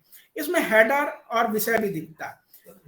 इसके लिए हर संदेश को पढ़ने अर्थात डाउनलोड करने के लिए उपकरण से अनुरोध करना पड़ता है। फिर तीसरा प्रोटोकॉल आता है MAPI। अब ये सब सर्वर के लिए आते हैं, ठीक है। मैसेजिंग एप्लीकेशन प्रोग्रामिंग इंटरफेस, ये माइक्रोसॉफ्ट विंडोज के लिए बना एक API जिसमें इसके प्रोग्राम में ईमेल से जुड़ी सुविधाएं जोड़ी जा सकती हैं। अब जैसे माइक्रोसॉफ्ट, जब कोई कंपनी का नाम आ जाए तो उसका मतलब है कि ये उनका बनाया हुआ सर्वर है, मैसेजिंग प्रोटोकॉल सिस्टम है, एक इंटरफेस प्रोवाइड कर रहा है जो एक API देता है जिससे हम ईमेल प्रोग्राम को भेज सकते हैं, ठीक है। तो ये कुछ सर्वर्स हैं, कुछ प्रोटोकॉल हैं जो वेब आधारित ईमेल का यूज करते हैं, ठीक है। अब मैं थोड़ा सा यहाँ पे आपको दिखाऊंगा कि हम कैसे इसको यूज कर रहे हैं।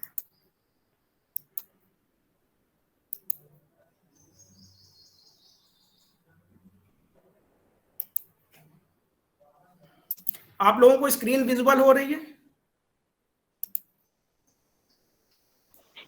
जी जी अब देखिए जैसे आप किसी भी ईमेल कर रहे हैं, ठीक है, तो अब यहाँ पे जहां पे 2 लिखा हुआ है तो वो सेंडर का एड्रेस हो जाता है, ठीक है।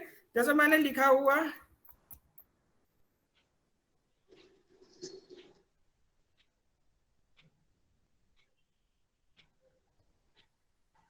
ठीक है, तो ये सेंडर का मतलब जहां पे आपको भेजना है ये एड्रेस हो गया जिसको आप भेजना चाह रहे हैं वहां। अब सब्जेक्ट, आप कोई सब्जेक्ट लिख सकते हैं।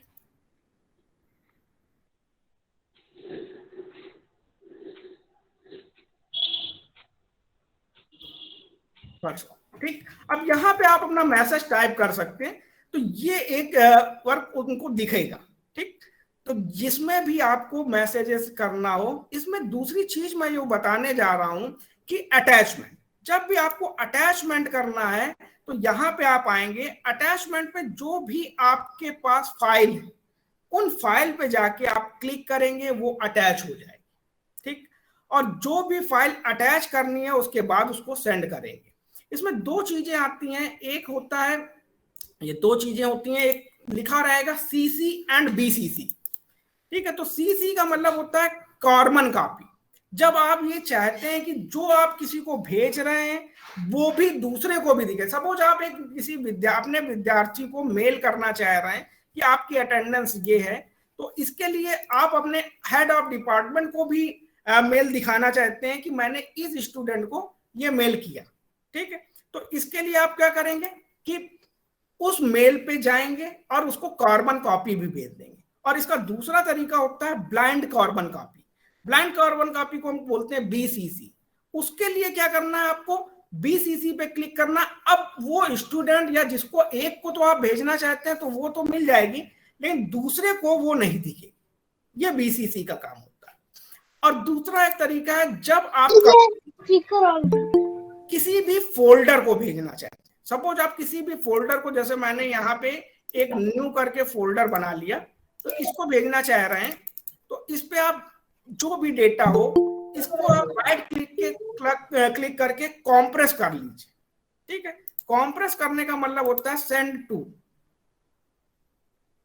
सेंड टू में आएंगे, कॉम्प्रेस कर देंगे तो जिप फाइल तैयार हो जाएगी। ठीक, तो इससे आपका फोल्डर भी यूज हो जाएगा। ठीक, उस फोल्डर से आप उसको भेज सकते हैं।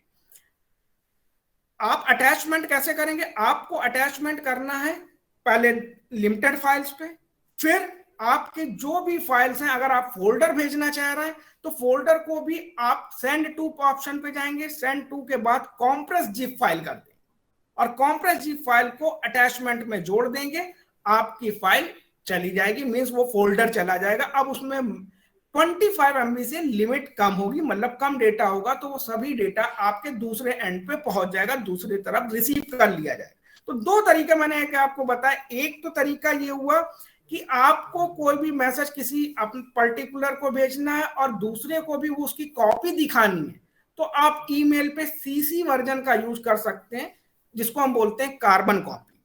और जब आपको एक कॉपी तो भेजनी है लेकिन दूसरे को ये नहीं पता चल रहा है कि दूसरे इस व्यक्ति को भी आपने भेजा है, तो वहां पे हम यूज करते हैं ब्लाइंड कार्बन कॉपी बीसीसी। तो ये दो तरीका तो आपको भेजने वाले के लिए हो गया, मतलब जिसको आपको भेजना। अब तीसरा तरीका ये मैंने बताया कि अटैचमेंट जो आप कर रहे हैं, अटैचमेंट पर्टिकुलर भी फाइल का कर सकते हैं और पूरे फोल्डर का भी कर सकते हैं। तो पर्टिकुलर फाइल में बस आपको क्लिक करना है, आपका डेटा चला जाएगा। और फोल्डर पे क्या होता है, फोल्डर पे राइट क्लिक करिए, सेंड टू ऑप्शन पे जाइए और उसमें कॉम्प्रेस जिप फाइल करिए और उसके बाद फाइल को भेज देना है। फाइल को आपका डेटा पूरा पहुंच जाएगा। तो ये चीज क्लियर हुई आप लोगों को कि आपको कैसे डेटा अपना अटैचमेंट कैसे करना है। किसी का कोई भी प्रश्न हो इसमें, किसी को कुछ पूछना हो, आप दो तरीके, आप फोल्डर को भी भेज सकते हैं और अपनी फाइल्स को भी भेज सकते हैं। आप कार्बन कॉपी सीसी का भी यूज कर सकते हैं और ब्लाइंड कार्बन कॉपी बीसीसी का भी यूज कर सकते हैं। ठीक है, तो ये हमारा था ईमेल सर्वर, ईमेल के बारे में कुछ जानकारी।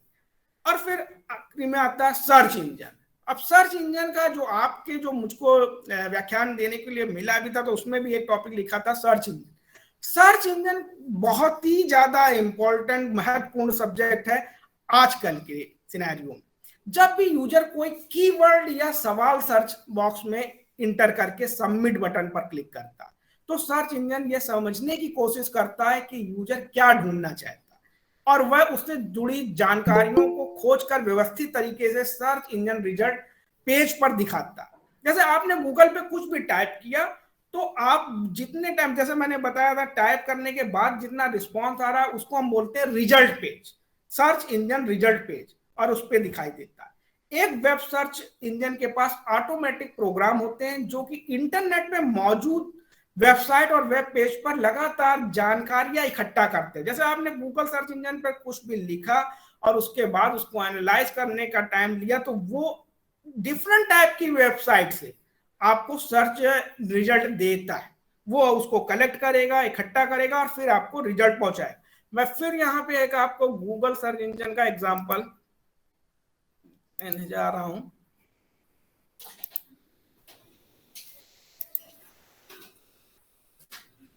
जैसे ये लिखा मैंने,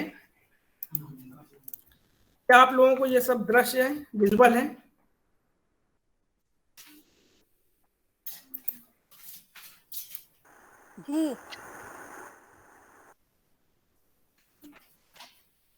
ठीक है, तो ये देखिए मैंने लिखा गूगल। अब गूगल में आपको जो सर्च इंजन का यूज करना है, जब इंडेक्स टाइपिंग कोड पे मैंने बात की तो देखिए ये हिंदी की टाइपिंग कोड है। ठीक है, तो अगर आपको कुछ भी टाइप करना है तो आप हिंदी पे यहाँ पे भी टाइप कर सकते हैं। और इससे भी एक आसान तरीका मैं आपको बता रहा हूं। अब देखिए ये जब यहाँ पे आपका बोर्ड था इंग्लिश, ठीक है, तो यहाँ पे नीचे लैंग्वेज लिखी रहती है हिंदी, मराठी, जिस लैंग्वेज पे आप चाह रहे हैं उस पे कर सकते हैं। तो मैंने यहाँ पे हिंदी लिख दिया। अब ये हमारी भाषा क्या हो गई, Hindi.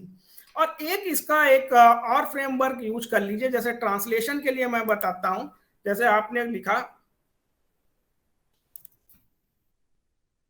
English to Hindi translate, तो ये इंग्लिश टू हिंदी ट्रांसलेट का मतलब क्या हुआ कि ये आपको इंग्लिश, हिंदी टू इंग्लिश जो भी वर्जन है उस पर ट्रांसलेट करके बताता है।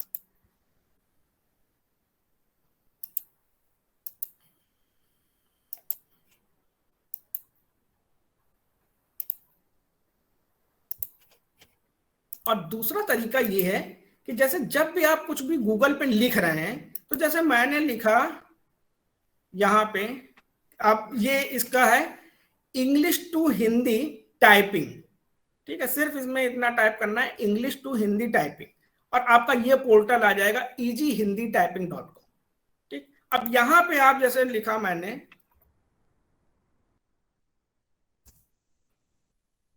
पंडित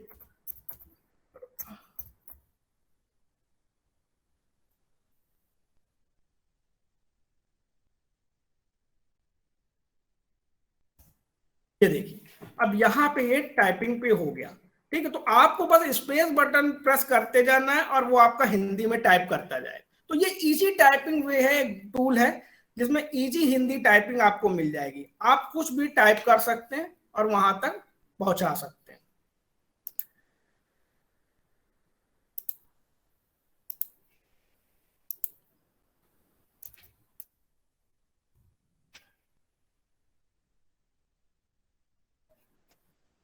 और जो भी आपका टाइप करना हो उसको कंट्रोल सी कॉपी कर सकते हैं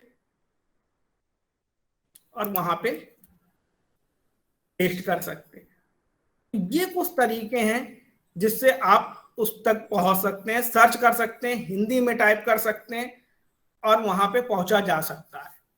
तो कभी भी आपको अगर टाइपिंग करनी हो और हिंदी टाइपिंग की जरूरत पड़ रही हो तो इस तरीके से पहुंचा जा सकता है। अब देखिए यहाँ पे क्या होता है, सर्च इंजन की विशेषता क्या है कि सर्च इंजन एक तरफ तो इसका प्रोफाइल दिखा रहा है, जैसे ये लिखा हुआ है, और उसके बाद उनसे रिलेटेड, जैसे मैंने कहा कि जितनी भी वेबसाइट से इसको संग्रह मिल रहा है सर्च इंजन को, जो भी आपने सर्च में लिखा हुआ है, जैसे मैंने लिखा हुआ पंडित प्रताप नारायण मिश्र, तो इनके बारे में जितना भी चीजें मिल रही हैं वो हमको सब सर्च करके दिखा रहा है डिफरेंट टाइप की वेबसाइट, अलग अलग वेबसाइट पे। जैसे ये कि ये कुछ अलग वेबसाइट का नेम लिखा हुआ है, फिर अलग वेबसाइट का नेम, और इस टाइप से अलग अलग सर्च इंजन कर सर्च करके वो हमको दिखा रहा है। ठीक है, अब यहीं पे क्या करते हैं हम, प्रमुख रचनाएं, यहाँ पे ये भी सर्च कर सकते हैं, या आपको जैसे कुछ भी टाइपिंग करनी है, अब जैसे मैंने यहाँ पे लिखा भारत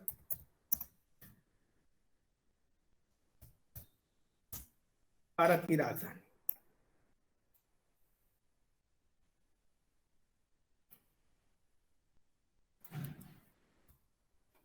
अब देखिए, जैसे ही मैंने ये लिखा भारत की राजधानी, तो अब यहाँ पे कई तरीके आ गए। ठीक है, वो जो जो पूछे गए, ये आंसर मिल गया। तो ये आप हिंदी टाइपिंग भी कर सकते हैं। दूसरा क्या किया मैंने, किया अब मैं थोड़ा सा सर्च इंजन के बारे में, आपको टूल के बारे में बताऊंगा।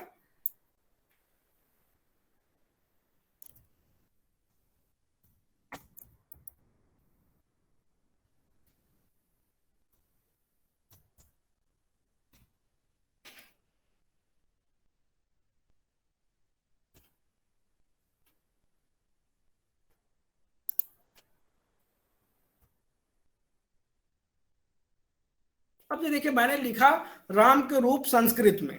अब ज्यादातर क्या करते हैं हम लोग, इस पेज को देखते हैं और जो सबसे पहला पेज होता है वो हमको रिलीवेंट पेज लगता है और उसमें सब चीजें मिल जाती हैं। लेकिन यहाँ पे देखिए लिखा हुआ है टूल, इस पे आप क्लिक करिए। तो ये कुछ चीजें हैं, कोई भी देश, जैसे देश हमारे भारत में ज्यादातर संस्कृत बोली जाती है, तो वहां पे ये आपको मिल जाएगा। इसकी इमेजेस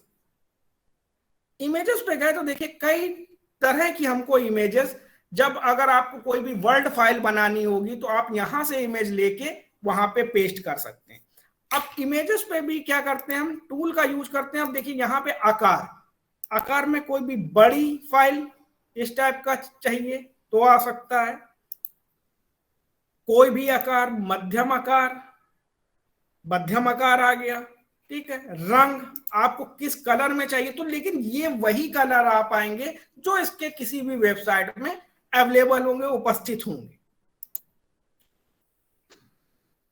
ठीक है, तो ये आ गया आपका प्रकार। ठीक है, अब किस टाइप की ड्राइंग आपको चाहिए, रेखाओं से बनी हुई ड्राइंग चाहिए, तो जो भी शब्दकोश है उनमें जहां पे भी ये रेखाओं से बनी ड्राइंग होगी वो आ जाएगा। अभी कितने समय से पहले इसमें किसने अपडेट किया है वो आ जाएगा। जैसे मैंने पूछा पिछले महीने, ठीक है, तो अगर कुछ भी होगा तो वो उसका डिटेल आ जाएगी कि पिछले महीने किसने यूज किया। ठीक, तो यहाँ पे मैप, वीडियो, ये सब कुछ टूल है। और फिर सबसे इंपॉर्टेंट आता है कि इसमें हम किस इमेज का, जैसे हम इमेजेस की बात करें तो इमेजेस में हम क्या करते हैं, हम हर एक इमेज का यूज किसी के कॉपीराइट पे नहीं कर सकते हैं, इसलिए यहां पे क्या करते हैं हम,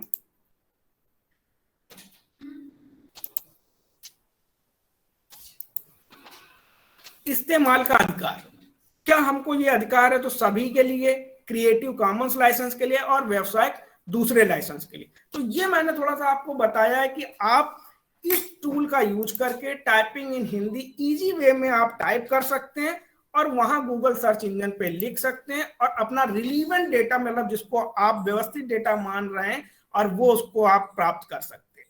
और इस टूल से आप इमेजेस का रंग, कलर सब सेलेक्ट कर सकते हैं और प्राप्त कर सकते हैं। तो ये एक संस्कृत के लिए भी मैंने बताया कि आप संस्कृत में भी इसका यूज कर सकते हैं। यहाँ पे टाइपिंग करिए और इसको कॉपी कर लीजिए और उस जगह जाके जहां पे भी आप सर्च कर रहे हैं वहां पे पेस्ट कर दीजिए। तो मेरे ख्याल से ये जानकारी आप लोगों को समझ में आई होगी।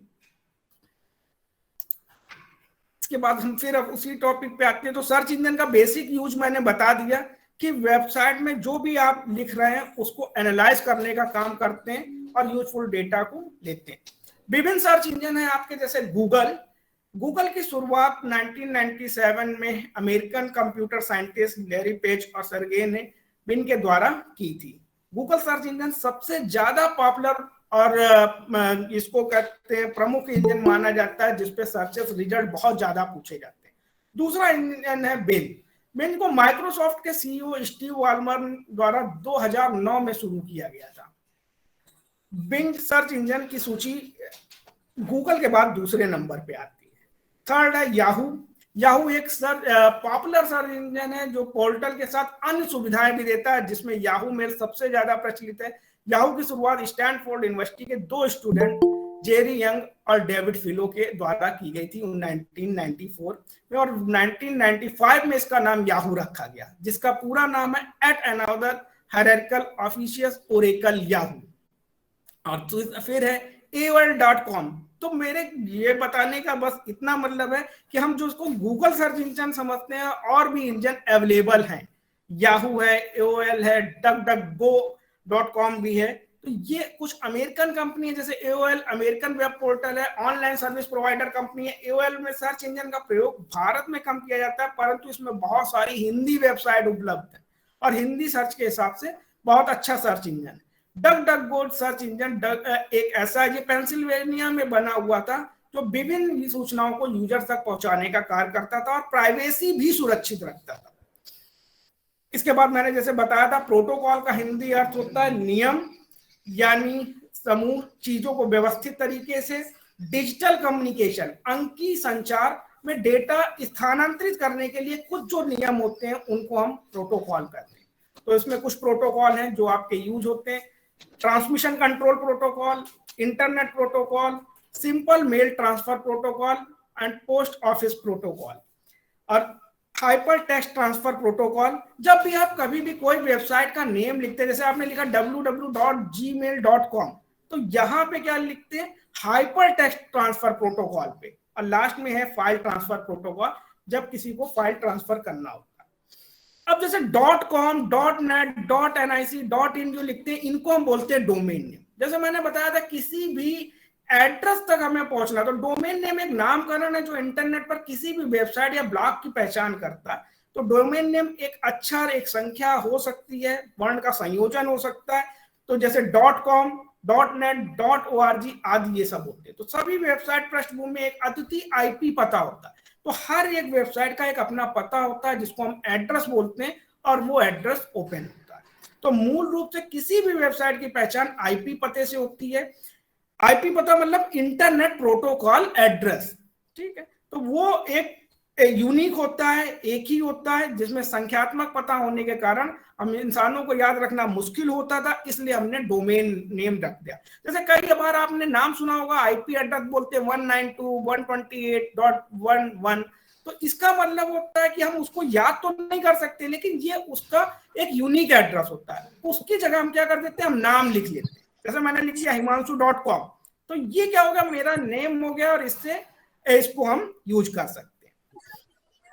लास्ट में आता है यूनिफॉर्म रिसोर्स लोकेटर, जहां पे आप एड्रेस पे www.gmail.com लिखते हैं। तो कुछ डोमेन नेम के नाम है .com, कंप्यूटर के ही एक्सपर्ट हैं, .net, .gov, .edu, .name business सूचना के, और कुछ जो कंट्री वाइज कोड है वो कहलाते हैं .us, .cn, .in, .ch, .rs and .brazil। तो इतना हमारा डोमेन नेम रिसर्च था। अब फिर मैं अपनी वाणी को विराम देता हूं, और मैं आपको लास्ट एक श्लोक से अंत करना चाहता हूं। ओम सर्वे भवन्तु सुखिनः, सर्वे सन्तु निरामया, सर्वे भद्राणि पश्यन्तु, मा कश्चित् दुःख भाग् भवेत्। ओम शांति शांति शांति। किसी का कोई भी प्रश्न हो तो आप पूछ सकते हैं, किसी का कोई प्रश्न उत्तरी हो तो आप पूछ सकते हैं।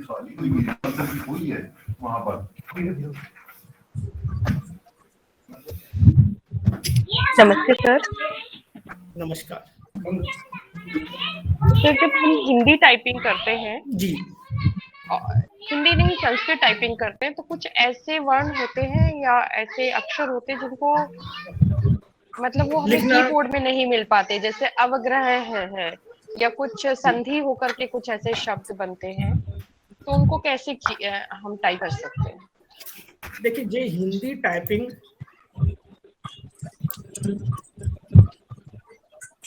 उसमें संस्कृत के टूल अवेलेबल होते हैं। जो संस्कृत के सॉफ्टवेयर, जो भी Hindi to English software available है, मतलब जैसे हिंदी टू संस्कृत अवेलेबल है, उन पे ही वो तो इजीली हो जाता है, आसानी से हो जाता है। लेकिन अब जैसे मुझको लिखना है अवग्रह, ठीक है, तो अब जैसे ये शब्द है, हम इसको अपनी लैंग्वेज पे यहाँ पे लिख सकते हैं और इसको टाइप कर सकते हैं, ठीक है। और जब डायरेक्ट आपको चाहिए कि हिंदी या संस्कृत में टाइपिंग करना है, तो उसके लिए कुछ टूल अवेलेबल हैं जो आपको अगली कक्षाओं में बताए जाएंगे, जैसे हिंदी फॉन्ट और संस्कृत फॉन्ट के बारे में। तो अगर आपको आसानी तरीके से लिखना है तो आप यहाँ पे वो टाइप करके लिख सकते हैं, EG-Hindi-Typing. हिमांशु सर कुछ पूछना है हमें। जी जी ये कह रहे हैं सर कि कल भी हमने कहा था ये अपनी जो पूरा व्याख्यान है इसकी सॉफ्ट कॉपी उपलब्ध करा दीजिएगा ग्रुप में। जी, मैं आज ही करवा दूंगा। जी जी जी जी ठीक है। तो बहुत बढ़िया व्याख्यान था, आपको बहुत बहुत धन्यवाद सर। धन्यवाद सर, धन्यवाद। और किसी का भी कोई प्रश्न हो तो पूछ सकते हैं।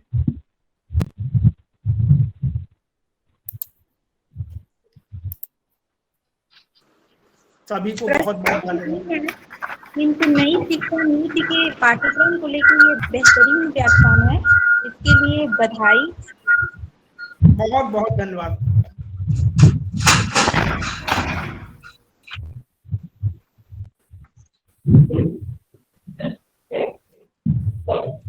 मंजूरी यहाँ दिख रही है।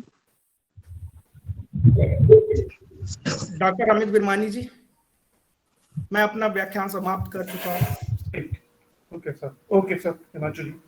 I'm Amit Birmani, Head of Department Computer Application. Would like to thank everyone for attending the today's session. I think you would like the session that is given by Dr. Himanshu Shukla. तो मुझे आपको session पसंद आया होगा जो हिमांशु जी ने आज दिया था इंटरनेट जी, से बहुत related अच्छा, जानकारी। बहुत ही अच्छा व्याख्यान, बहुत सरल ढंग से, बहुत महत्वपूर्ण जानकारी है। धन्यवाद हिमांशु जी ने अच्छा एक्सप्लेन करा इंटरनेट और एकदम स्पष्ट व्याख्यान। जी, बहुत अच्छा और स्पष्ट शैली, रोचक और सरल शैली थी, सबको समझ में आया मेरी समझ से। ठीक, थैंक यू। बस एक ही निवेदन है सर कि आप जो भी लेक्चर हो रहे हैं इनके PDF हम लोगों को जरूर दे दें।